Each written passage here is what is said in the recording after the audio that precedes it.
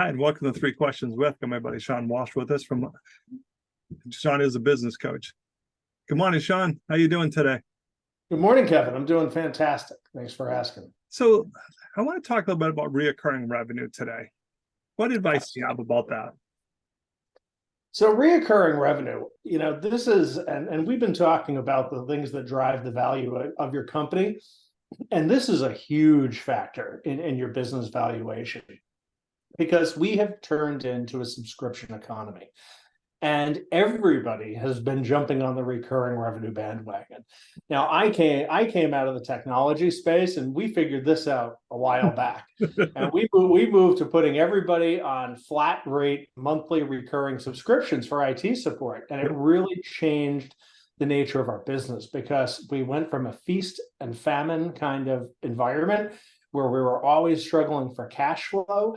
To being able to predict our cash flow and knowing exactly what was going to come in on the first of the month. This allowed us to prepare for growth, be able to hire resources, and be able to invest in the company in a much more predictable fashion, which in turn led to much more predictable growth.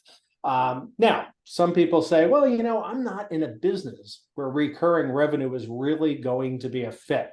You were in the IT space. That makes sense. I understand recurring revenue, on my software subscription. I understand recurring revenue on my Netflix account. But the reality is many, many businesses can be turned into a recurring revenue model. And, an example that we use when we're teaching this is a flower company. And there was H Bloom. It was a retail flower company, and they decided to go to a subscription model where people would sign up, they'd pay a monthly fee, and then they would in turn get flowers on a regular basis. And whether it's to decorate your office, whether it's for your significant other, or just because you like having flowers around the house. But most people would not think of a flower business as being a model for recurring revenue. And the reality is that what they did was the typical dollar value of a client when they walk in the door of a flower shop is $29.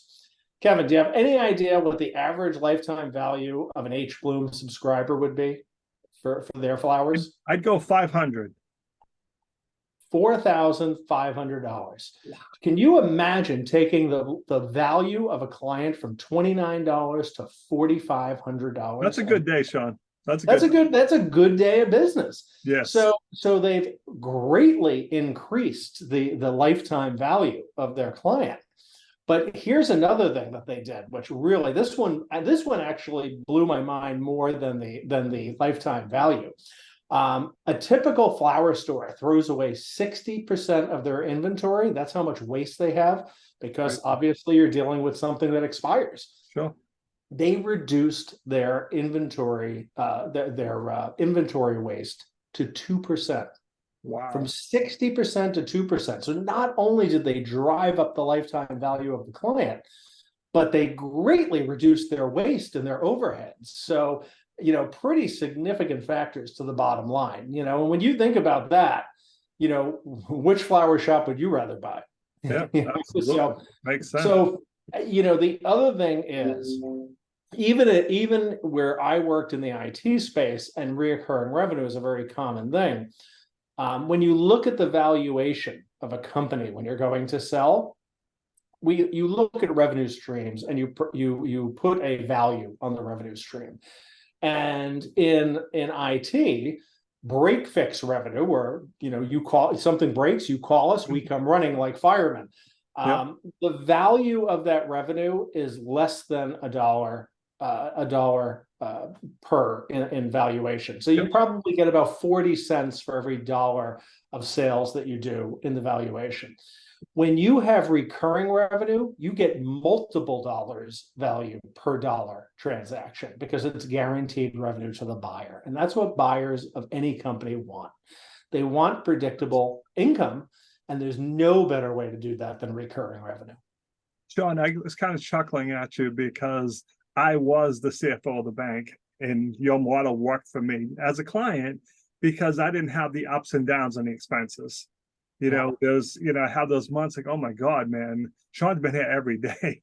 I'm gonna have a bad income month because Shawn just took all our money. But I jokingly refer to it as the health club effect. You know, Yes. as the client, it's $19.99 a month. You're like, I go to the gym occasionally. It's worth that towards me. So, you know, like even in my model, I have a monthly membership model. And what I saw, Sure. Shawn, is people gladly pay the $25. When you get asked for the 300, they pause for a minute to think about it. They really don't think as much about it. It's $25. It's worth whatever Kev's doing for me. So, you know, as a business, it helps. And as my clients, it helps because sometimes you get in that awkwardness. Shawn, buddy, got any money this time? You know, because you know, Kevin, and you know, that's a great point. And the, you know, the other thing is some people say, oh, everybody, you know, you're just trying to screw us by going to a recurring revenue model. But really, from the client side, there's a benefit too, because now your expenses as a consumer of that product, you can budget it, and you know exactly what your expenses are going to be every month, which allows you to plan out your spending and expenses on the receiving side as well. I was laughing when you picked this topic because I remember having a conversation with a friend, and he had gotten to the point in his business where his recurring revenue was enough for him to pay his bills and make a decent income. And this is 15 years ago, and I remember the look on his face, relaxation. I finally, you know what, Kevin, have to worry. I remember the day our reoccurring revenue in my company hit the point that I knew all our salary and all our overhead was covered on the first of the month for the work we were going to do for the rest of the month. And I didn't have to worry about paying anybody. I didn't have to worry about, you know, being able to keep the doors open. I knew everything was covered, and anything we did beyond that was the profit and gravy. But this, you know, as a small business owner, to know on the first of the month that all your expenses for the month are covered and you're good, talk about peace of mind and allowing you to be able to really focus on growing your business and not just being in survival mode and being in fear of, are we going to even make it to break even this month? Yep. And that's why it's so valuable, right? Oh, absolutely. Absolutely. And like you say, it's valuable to you as the business owner, and it's valuable to a potential buyer that's going to look at your company down the road. So Shawn, what's the best way for people to reach out to you? How can they learn more if they have questions about this? So they can reach out to me at Shawn, SHAWN, at encorestrategic.io, or info@encorestrategic.io. And I'm also on LinkedIn. Shawn, I appreciate you taking a few minutes to come on the show. And as always, thanks for being my friend. Thanks, Kevin.